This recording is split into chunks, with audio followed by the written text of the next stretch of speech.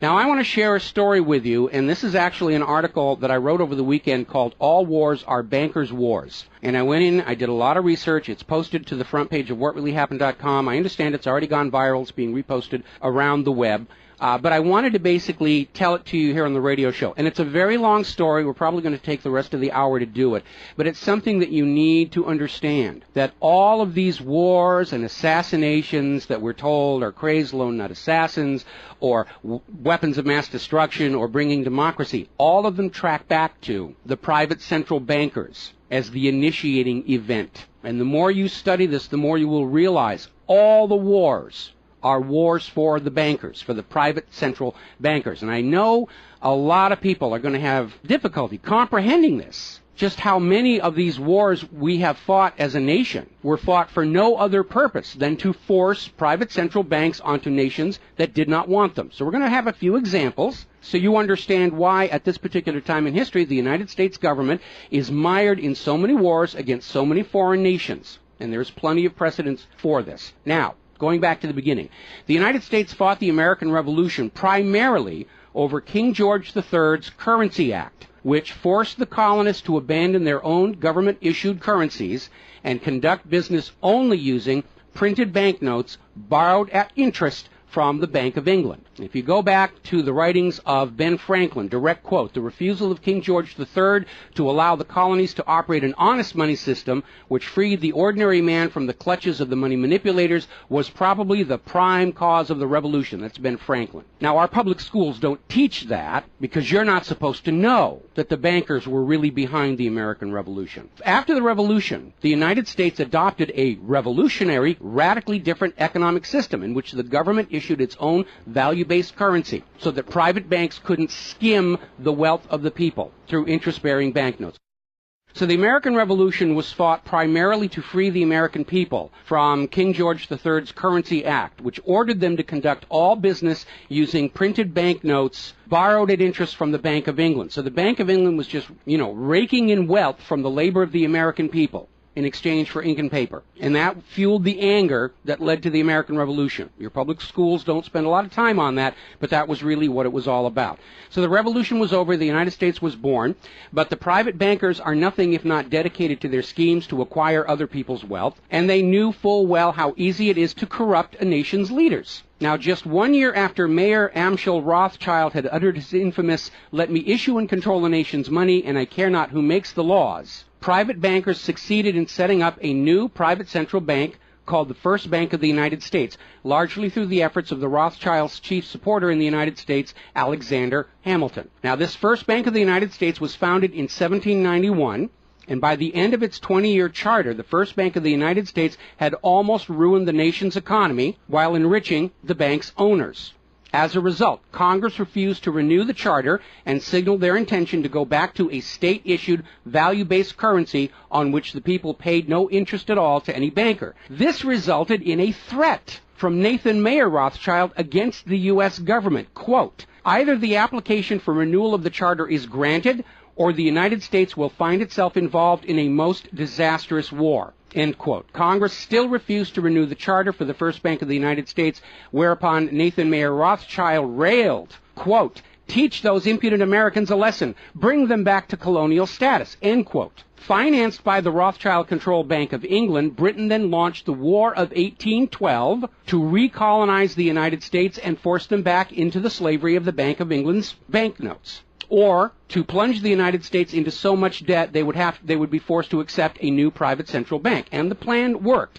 Even though the United States won the War of 1812, Congress was forced to grant a new charter for yet another private bank, issuing the public currency as loans at interest, the Second Bank of the United States. Once again, private bankers were in control of the nation's money supplied and cared not who made the laws or how many British or American soldiers had to die for it. So once again, the nation was plunged into debt, unemployment, poverty by the predations of the private central bank, and in 1832, Andrew Jackson successfully campaigned for his second term as president under the slogan, "Jackson and no bank."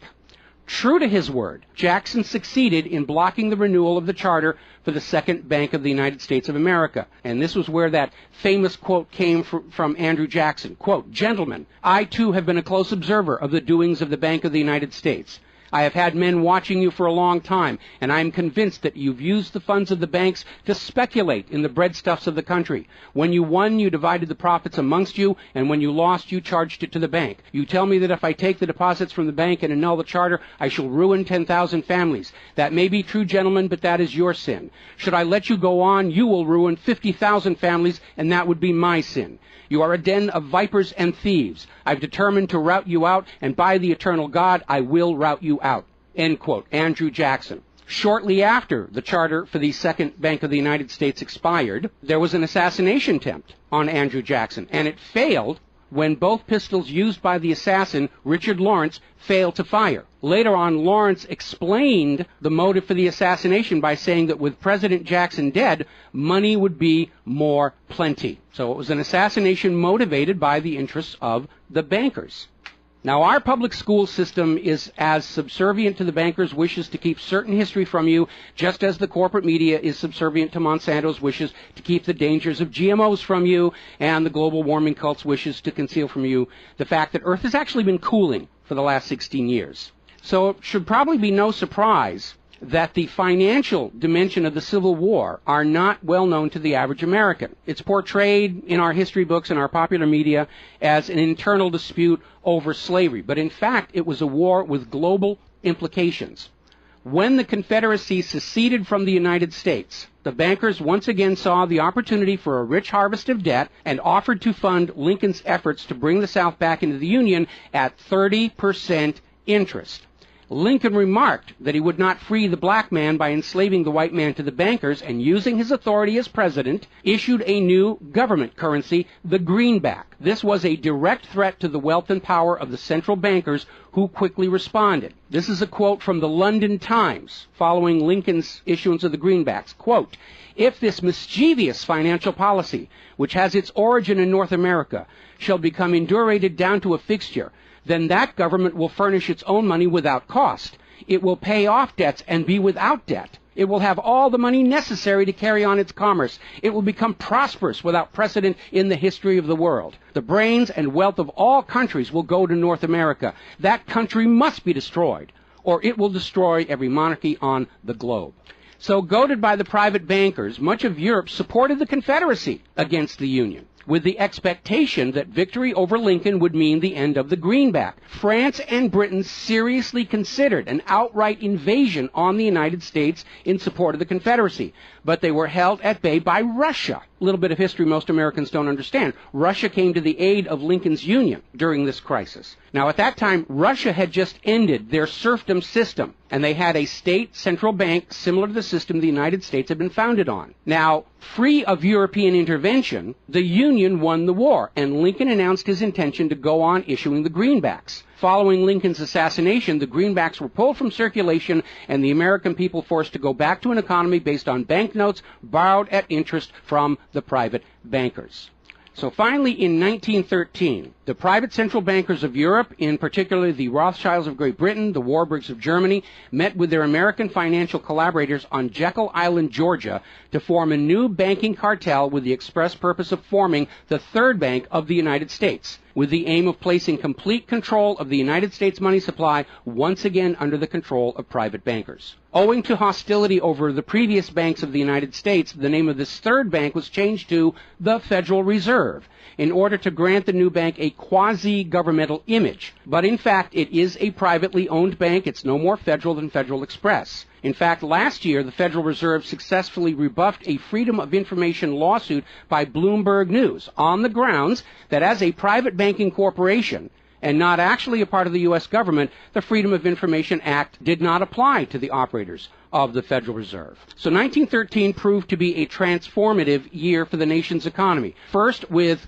Congress' passage of the 16th Income Tax Amendment and the false claim it had been ratified. Here's another direct quote. "I think if you were to go back and try and find and review the ratification for the 16th Amendment, which was the internal revenue, the income tax, I think if you went back and examined that carefully, you would find that a sufficient number of states never ratified that amendment," end quote. That's U.S. District Court Judge James C. Fox in Sullivan versus United States, 2003. Later that same year, 1913, and apparently unwilling to risk another questionable amendment, Congress passed the Federal Reserve Act over the Christmas holiday in 1913, while members of Congress opposed to the measure were at home. This was a very underhanded deal, as the Constitution explicitly vests Congress with the authority to issue the public currency, does not authorize its delegation, and thus would have required a new amendment to transfer that authority to a private bank. But pass it, Congress did, and President Woodrow Wilson signed it as he promised the bankers he would in exchange for generous campaign contributions. Now, President Wilson later regretted that decision. You've probably heard this quote before, but you're going to get it again. Quote, "I am a most unhappy man. I have unwittingly ruined my country. A great industrial nation is now controlled by its system of credit. We are no longer a government by free opinion, no longer a government by conviction and the vote of the majority, but a government by the opinion and duress of a small group of dominant men." That was Woodrow Wilson writing in 1919. Now, 1 year after the passage of the Federal Reserve Act, World War I started, and it is important to remember that prior to the creation of the Federal Reserve, there was no such thing as a world war. Now, World War I actually started between Austria, Hungary, and Serbia, but quickly shifted to focus on Germany. Why Germany? They didn't start the war. Why was Germany the villain in World War I? Well, the real reason was their industrial capacity was seen as an economic threat to Great Britain. Great Britain's pound was already in decline at the time because too much economic emphasis was on banking and finance, and not enough was on agricultural development, industrial development, and infrastructure. It's very much like the situation we have in the United States right now. All the financial operatives, they want to play the Wall Street games, and other parts of the economy are being neglected. We've lost a great deal of our manufacturing. We're not the agricultural exporter we used to be because everybody's over there at Wall Street playing in that giant open-air casino. Now, pre-war Germany did have a private central bank, but it was under strict control by the German government to keep inflation at reasonable levels and to make sure that all of the German economy was being properly funded, just like Putin did with their central bank about a month ago. Under government control by the German government, investment was guaranteed to internal economic development, and as a result, Germany had become a major manufacturing technological power. They were exporting products that Great Britain could not compete with. So in the media of the day, Germany was portrayed as the main opponent of World War I. And not just defeated, it was flattened. Now, following the Treaty of Versailles, Germany was ordered to pay the war costs of all the participating nations, even though Germany had not started that war. This amounted to 3 times the value of all of Germany itself. Germany's private central bank, to which the German government had gone deeply into debt to pay the cost of the wars, was allowed to break free of government control. That led to the massive inflation of the Weimar Republic, followed, permanently trapping the German people in endless debt. And money speculators were running rampant, and it led to these situations where you had literally a whole basket full of paper notes to get a loaf of bread. Now, when the Weimar Republic collapsed economically, it opened the door for the National Socialists to take power. Their first financial move was to issue their own state currency, which was not borrowed from private central banks. It was based on a unit of value, not a unit of debt. Freed from having to pay interest on the money in circulation, Germany blossomed and quickly began to rebuild its industry. It was an amazing transformation to see. The media called it the German miracle. Time magazine lionized Hitler for the amazing improvement of life for the German people and the explosion of German industry, and they even named him Time magazine's Man of the Year in 1938. And then once again, Germany's prosperity and freedom from a private central bank loaning the public currency at interest became a threat to other nations and other powers. I have a couple of quotes here from Winston Churchill that tells you what was really going through the minds of Europe in the years leading up to World War II. Quote, "Should Germany merchandise again," which means do business, "should Germany merchandise again in the next 50 years, we have led this war, World War I, in vain." That was Winston Churchill writing in the Times in 1919. Another quote, "We will force this war upon Hitler if he wants it or not," end quote. Winston Churchill in a 1936 radio broadcast. Quote, "Germany becomes too powerful. We have to crush it," end quote. Winston Churchill in November 1936 speaking to U.S. General Robert Wood. Quote, "This war is an English war, and its goal is the destruction of Germany." Winston Churchill, autumn 1939 broadcast. So it was all about economics and profitability. Now, Germany's state-issued value-based currency was also a direct threat to the wealth and power of the private central banks around the world. And as early as 1933, they started to organize a global boycott against Germany to strangle this upstart ruler who thought he could run his nation without a private central bank. Now, as had been the case in World War I, Great Britain and other nations threatened by Germany's economic power looked for an excuse to go to war. And as public anger in Germany grew over the boycott, Hitler foolishly gave them that excuse. Years later, in a spirit of candor, the real reasons for the war were made clear. Quote, "The war wasn't only about abolishing fascism, but to conquer sales markets. We could have, if we had intended so, prevented this war from breaking out without doing one shot, but we didn't want to." End quote. Winston Churchill to Harry Truman, March 1946. One more quote here. Quote, "Germany's unforgivable crime before World War II was its attempt to loosen its economy out of the world trade system and to build up an independent exchange system from which the world finance couldn't profit anymore. We butchered the wrong pig." End quote. Winston Churchill writing in his book, The Second World War.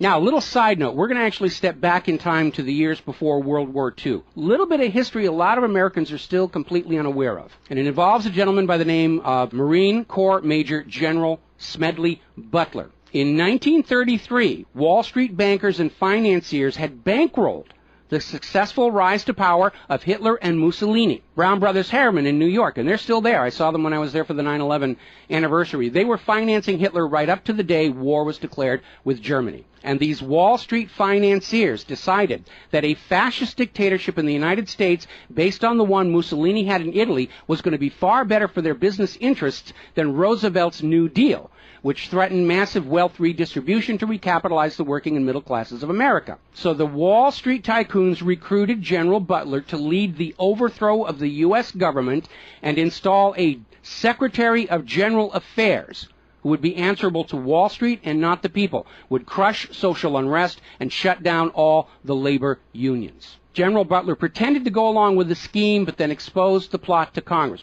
So they recruited Marine Corps Major General Smedley Butler to lead this coup d'etat, because Butler was very popular with the soldiers, and his image as part of this move would help convince the military this was the right thing to do. Now, to his credit, Major General Smedley Butler, remembering his oath to the Constitution, pretended to go along with the scheme, but then exposed the plot to the United States Congress. Congress, then as now in the pocket of Wall Street bankers, refused to act. When Roosevelt learned of the planned coup, he demanded the arrest of the plotters, but the plotters simply reminded Roosevelt that if any one of them were sent to prison, their friends on Wall Street would deliberately collapse the still fragile U.S. economy and blame Roosevelt for it. So Roosevelt was unable to do anything about this attempted coup d'etat until the start of World War II, at which time he prosecuted many of the plotters under the Trading with the Enemy Act. Now, mostly it was glossed over, it was just a rumor, unfounded, it's wacko conspiracy theory, but in 1967, the congressional minutes of Smedley Butler's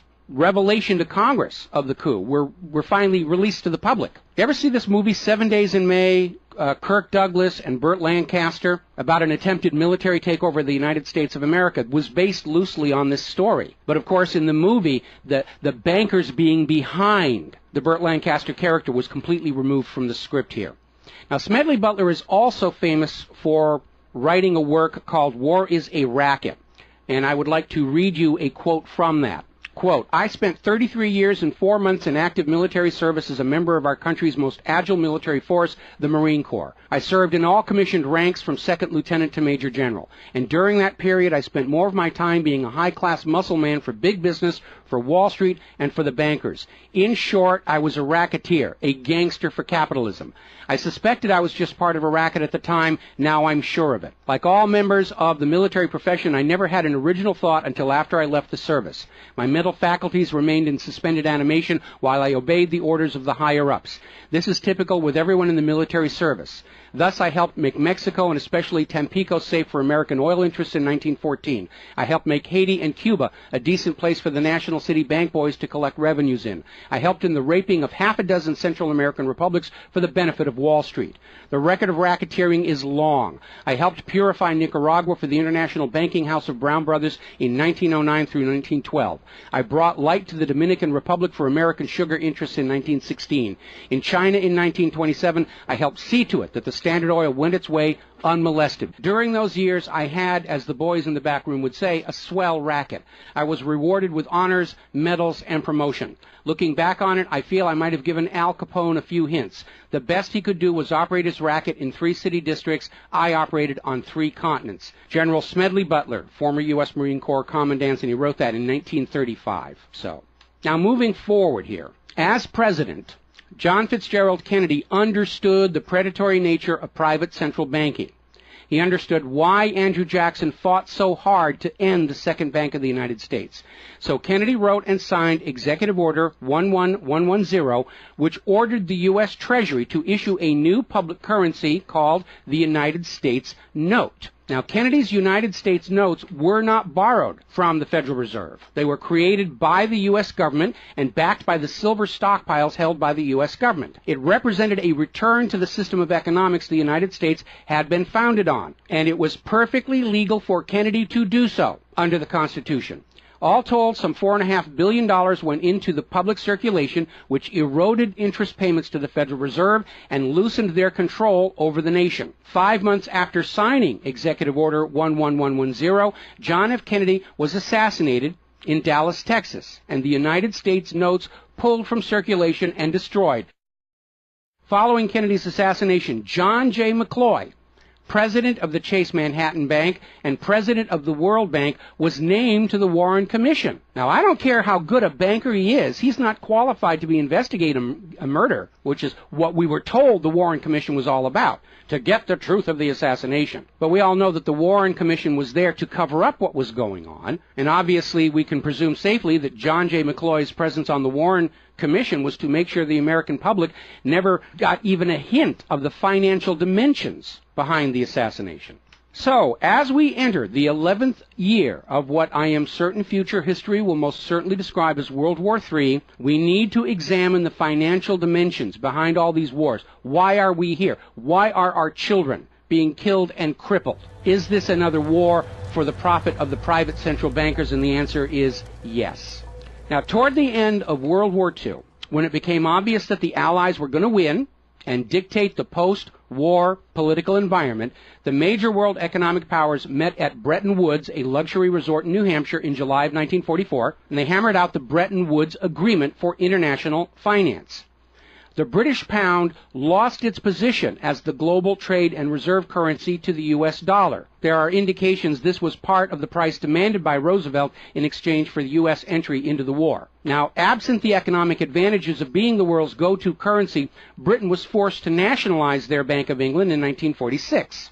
The Bretton Woods Agreement, ratified in 1945, in addition to making the dollar the global reserve and trade currency, obligated the signatory nations to tie their currencies to the dollar. The nations that ratified Bretton Woods did so on 2 conditions. The first was that the Federal Reserve would refrain from overprinting the dollar, basically as a means to loot real products and produce from other nations in exchange for ink and paper. It basically was an imperial tax imposed by the U.S. economic system on the rest of the world. That assurance of no overprinting was supposedly backed up by the second requirement, which was that the U.S. dollar would always be convertible back to gold by the U.S. government at $35 an ounce.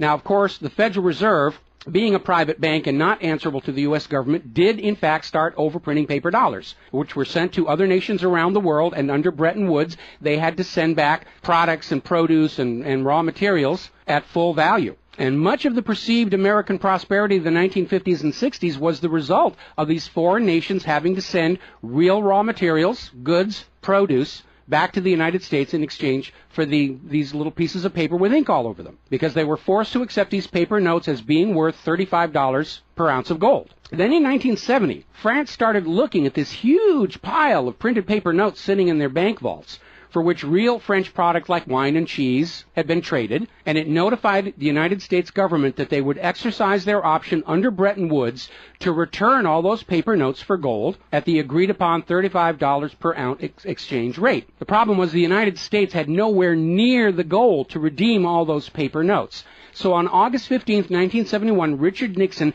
temporarily, nudge, nudge, wink, wink, say no more, suspended gold convertibility of the U.S. Federal Reserve notes.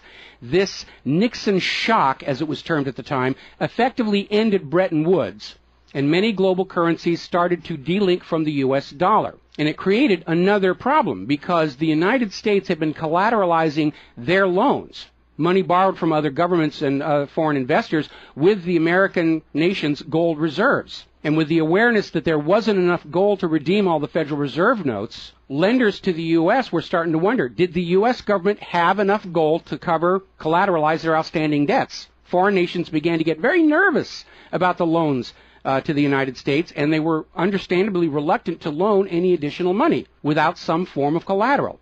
So what Richard Nixon did is he founded the environmental movement with the EPA and its various programs like wilderness zones and roadless areas and heritage rivers, wetlands, and all these other little different programs, which all took vast areas of public lands and made them off limits to the American people, who are technically the owner of all those lands. But Nixon had no concern for the environment, and the real purpose of this land grab, under the guise of the environment, was to pledge those pristine lands and their vast mineral resources as collateral on the outstanding national debt. The multitude of all these different programs was simply to conceal the scale of the land grab and collateralization of the American people's heritage. And it actually today covers almost 25% of the entire nation, is now locked up by these EPA programs and pledged as collateral on government borrowing.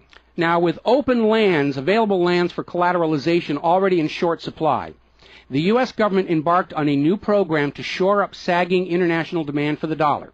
The United States approached the world's oil-producing nations, mostly in the Middle East, and offered them a deal. In exchange for only selling their oil for dollars, the United States would guarantee the military safety of those oil-rich nations. The oil-rich nations would agree to spend and invest their U.S. paper dollars inside the United States, particularly in U.S. Treasury bonds, which would be redeemable through future generations of U.S. taxpayers. The concept was labeled the petrodollar.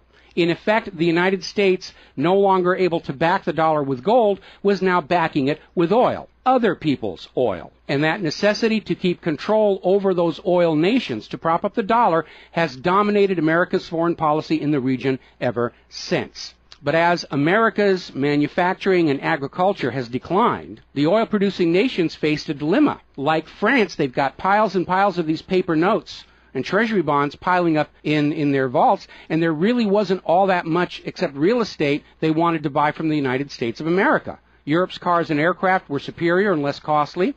In more recent times, America's experiment with GMO food crops has led a lot of nations to simply avoid buying U.S. agricultural exports. Israel's constant belligerence against its neighbors has caused the oil-producing nations to wonder if the U.S. could actually keep their end of the petrodollar arrangement. So oil-producing nations started to talk of selling their oil for whatever currency the purchasers wanted to pay. Iraq, already somewhat hostile to the United States following Desert Storm, demanded the right to sell their oil for euros in 2000. In 2002, the United Nations agreed that Iraq had a right to sell their oil for euros under the Oil for Food program. 1 year later, 2003, the United States reinvaded Iraq, lynched Saddam Hussein, and placed Iraq's oil back on the world market, only available for U.S. dollars.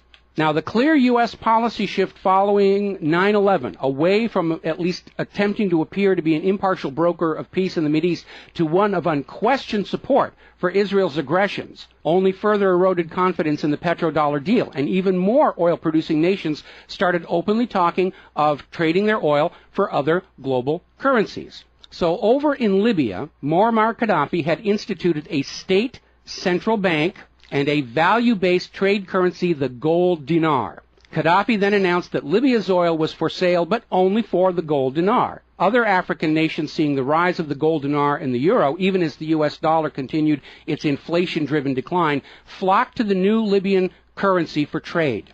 This move had the potential to seriously undermine the global hegemony of the dollar. French President Nicolas Sarkozy reportedly went so far as to call Libya a threat to the financial security of the world. So the United States invaded Libya under the guise of supporting a popular rebellion. They brutally murdered Gaddafi, apparently because the object lesson of Saddam's lynching had not been enough of a message, imposed a private central bank, and returned Libya's oil output to dollars only. The gold that was supposed to be made into the gold dinars, as of the last report I could find, unaccounted for. Now, according to General Wesley Clark, the master plan for the dollarification of the world's oil nations included 7 targets: Iraq, Syria, Lebanon, Libya, Somalia, Sudan, and Iran. Venezuela, which has started selling their oil to China for the yuan, seems to be a late addition. What is notable about those original 7 nations targeted by the U.S. is that none of them are members of the Bank of International Settlements. This is the private central banker's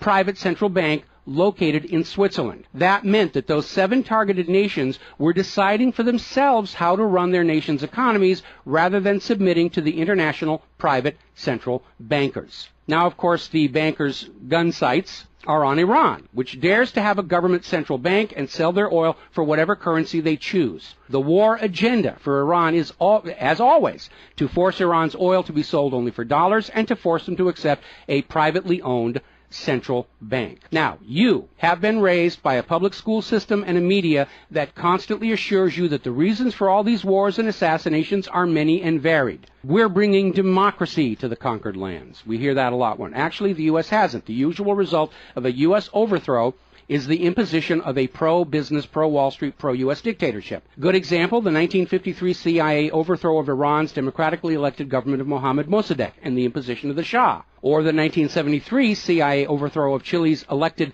government of President Salvador Allende and the imposition of the dictator Augusto Pinochet. Another one of the excuses we'll get is we have to save the people from a cruel oppressor. That's the one they're using in Syria right now. Revenge for 9/11. That was a big one going into Iraq. And then later on, President Bush was caught on video saying, no, Iraq had nothing to do with 9/11.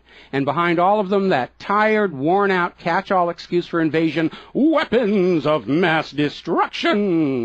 Assassinations are always passed off as crazed lone nuts to obscure the real agenda. And the real agenda of the bankers is very simple. It is enslavement of the people by creation of a false sense of obligation. Now, that obligation is false because the private central banking system by design creates more debt than money with which to pay the debt. There is no way out the way it's set up. It's impossible to escape as long as you're playing by their rules. And you need to understand, private central banking is not science. It is a religion. It's a set of arbitrary rules created to benefit the priesthood, meaning the bankers, and it is supported only because people believe this is the way it's supposed to be.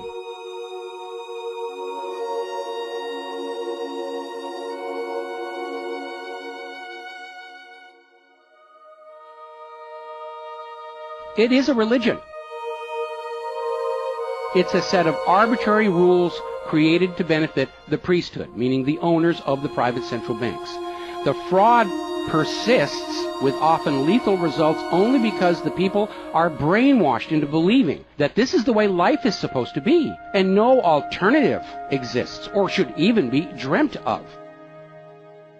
Now, this same approach, the same brainwashing, was true of 2 earlier systems of enslavement, rule by divine right and slavery, both systems built to trick people into obedience, and both now recognized by modern civilization as illegitimate. So now we are on the verge of a new era in history where we will recognize that rule by debt, rule by private central bankers issuing the public currency as a loan at interest is equally illegitimate. It only works as long as people allow themselves to believe that this is the way life is supposed to be. But you need to understand something that's the core of the issue. Private central banks do not exist to serve the people, the community, or the nation. Private central banks exist to serve their owners, to make them rich beyond the dreams of Midas, and all for the cost of ink, paper, and the right bribe to the right official, and the occasional assassination. But behind all these wars and all these assassinations, the 100 million plus horrible deaths from all of these wars, lies a single policy of financial dictatorship. The private central bankers only allow rulers to rule, only on the promise that the people of a nation be enslaved to the private central banks. Rulers who do not go along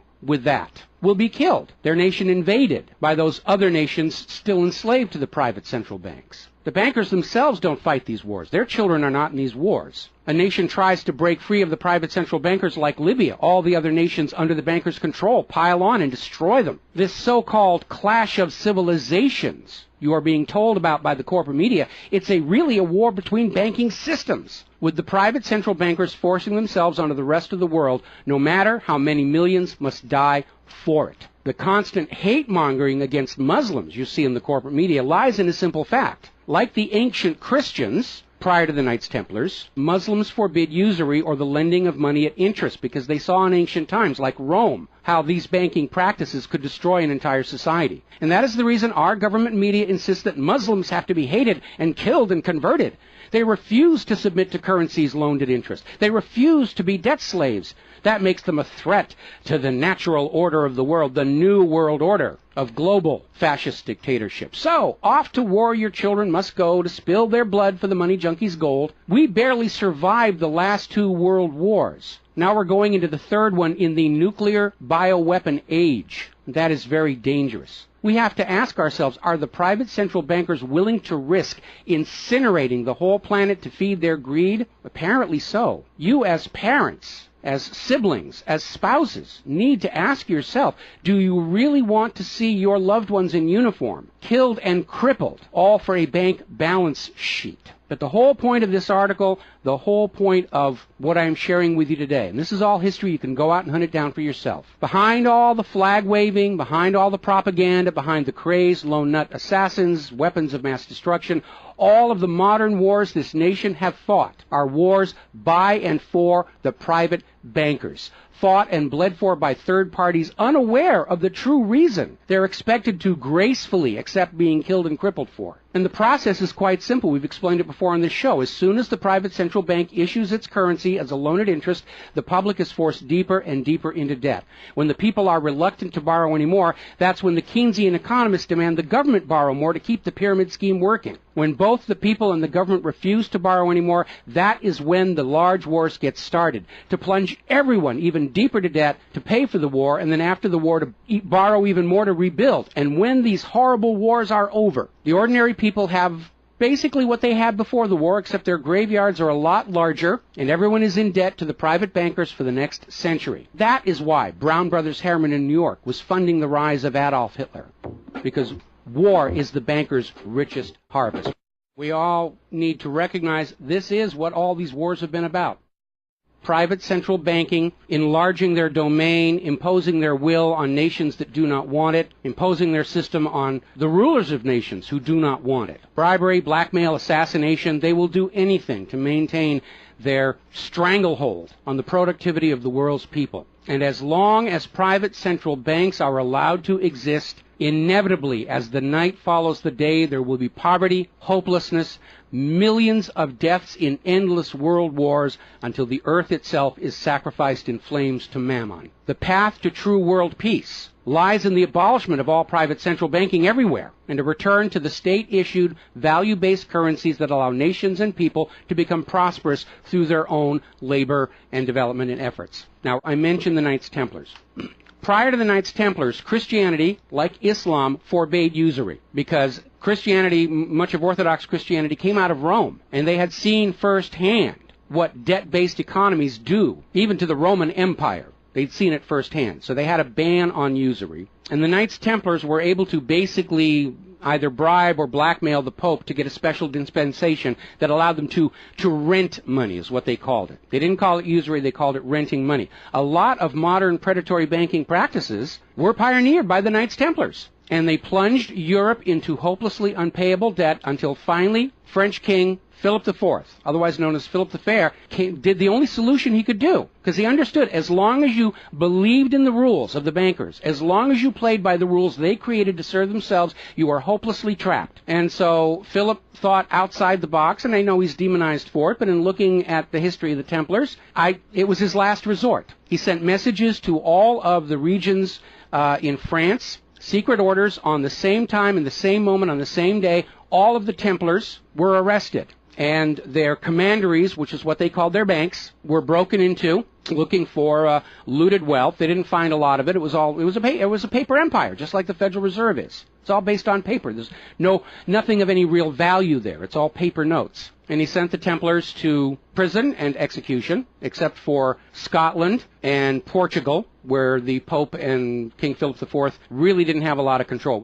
I think that the governments of the world, looking at the situation, looking how close we are to seeing this current world conflict emerge into a full-blown global thermonuclear war, that maybe they need to start thinking about the wisdom of King Philip the Fair and say it's time to simply grab all these private central bankers all at the same time so they can't simply skedaddle from one nation to another and come back and try the same thing again, as they will inevitably do, because these people are addicts. They're hopelessly addicted to other people's money. It's why we call them money junkies. When we see somebody who's addicted to cocaine or methamphetamine or heroin, and we can easily see how they're destroying their home and community around them. Now we need to look at these money addicts and look at how they're destroying the entire world around them. And it's time for an intervention. It's time for us to become private central banking heretics, to stop believing that this is the way life is supposed to be, because it isn't. It isn't even the way the United States was actually started. And they're trying as hard. Look at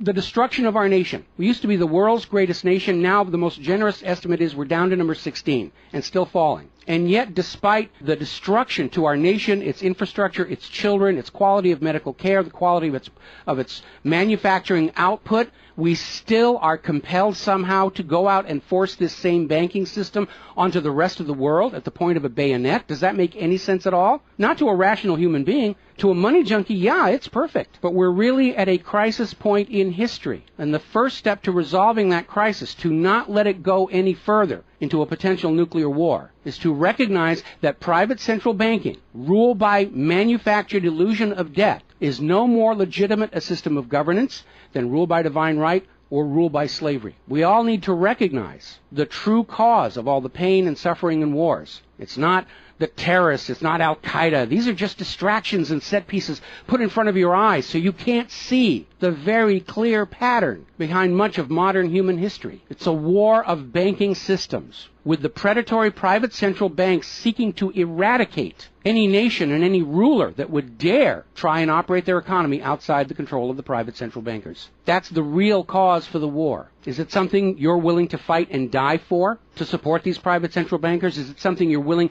to let your sons and daughters and brothers and sisters be blown to bloody bits for, so the money junkies can have their latest fix, just a little tiny bit more gold or a little larger number on the bottom of that brokerage statement, so they can have today's thrill, their fix of money that is bought with the blood of your children? I don't think so. But the time has come to point out what really is the cause of all causes behind all the wars and suffering that our planet is having to endure and our people are having to endure. The common enemy of all humankind are private central banks issuing the public currency as a loan at interest. And as history will show, they will do anything, up to and including global wars, to keep their lock on yours and your children's future economic well-being and productivity. We're not a free society. Media will tell us that we're free, but we're not free. We are slaves. Our slave chains are made of paper, and that paper is the Federal Reserve note. Too few of our leaders have tried to stand up to